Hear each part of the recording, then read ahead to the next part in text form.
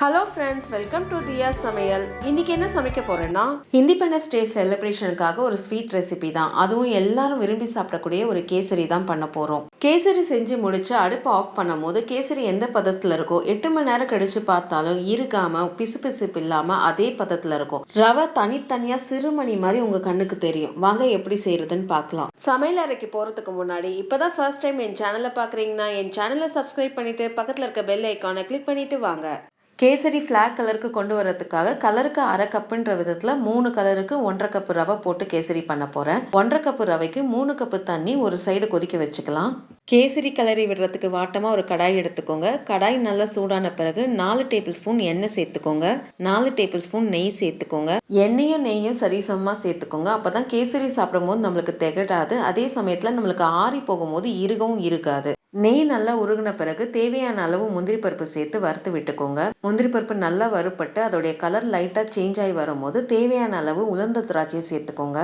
திராட்சை நல்லா வறுப்பட்டு நல்லா உப்பி வரும். அப்போ எண்ணெயை நல்லா வடிச்சிட்டு திராட்சையும் முந்திரியும் ஒரு பிளேட்டில் எடுத்து வச்சுக்கோங்க.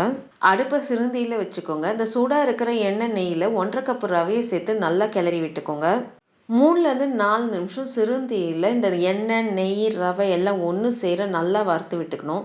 இது நல்லா ட்ரை ரோஸ்ட் ஆகி நல்லா அதோடைய ஃப்ளேவர் வெளியில் வரும். அந்த அளவுக்கு நல்லா ரோஸ்ட் பண்ணிக்கோங்க.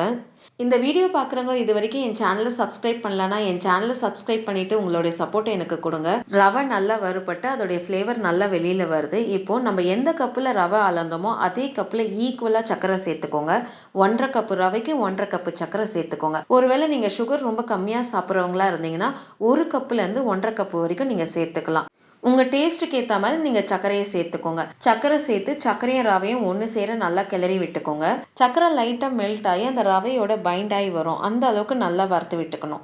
ரவையும் சர்க்கரையும் ஒன்று சேர நல்லா வறுத்து விட்டாச்சு. ஒரு 4 நிமிஷம் எடுத்துக்கிச்சு இது ஒன்று சேர வறுக்கிறதுக்கு. இப்போ கொதிக்க வச்சிருக்க தண்ணியை நல்லா சூடாக இருக்கும் போதே ஊற்றி ரவையும் இந்த தண்ணியும் ஒன்று சேர நல்லா கிளறி விட்டுக்கோங்க. ரவை கட்டிப்படாமல் இருக்கணும். அதனால கை விடாமல் நல்லா கிளறி விட்டுக்கோங்க. கிளறி விடும் போது அந்த எண்ணெய் நெய்லாம் மேலே தளன்னு வந்து நிற்கும். ரவை கட்டிப்படாமல் நல்லா கிளறி விட்டாச்சு. அந்த நெய் எண்ணெய்லாம் எந்த அளவுக்கு மேலே வந்து நிற்கிது பாருங்கள். இப்போ 1/4 ஸ்பூன் ஏலக்காய் பொடி சேர்த்துக்கோங்க.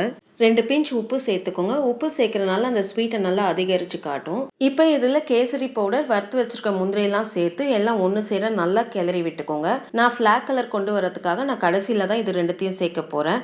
எல்லாம் ஒன்று சேர நல்லா கிளறி விட்ட பிறகு 1 டேபிள் ஸ்பூன் நெய்யை நல்லா மேலே பரப்புன மாதிரி நல்லா சுற்றி ஊற்றி விட்டுக்கோங்க.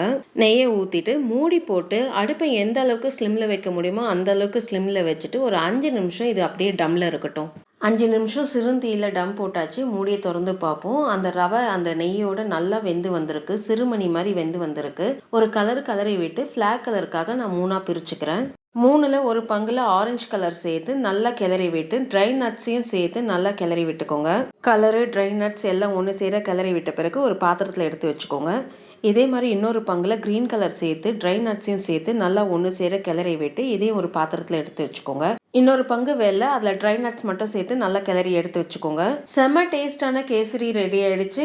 அனைவருக்கும் இனிய சுதந்திர தின நல்வாழ்த்துக்கள். இந்த வீடியோ உங்களுக்கு பிடிச்சிருக்கும்னு நினைக்கிறேன். அப்படியே ஒரு லைக்கை தட்டுங்க. மறக்காம என் சேனலை சப்ஸ்கிரைப் பண்ணிட்டு பக்கத்தில் இருக்க பெல் ஐக்கானை கிளிக் பண்ணுங்க. வரும் நாட்கள் இனிதே அமைய நல்வாழ்த்துக்கள். நன்றி, வணக்கம்.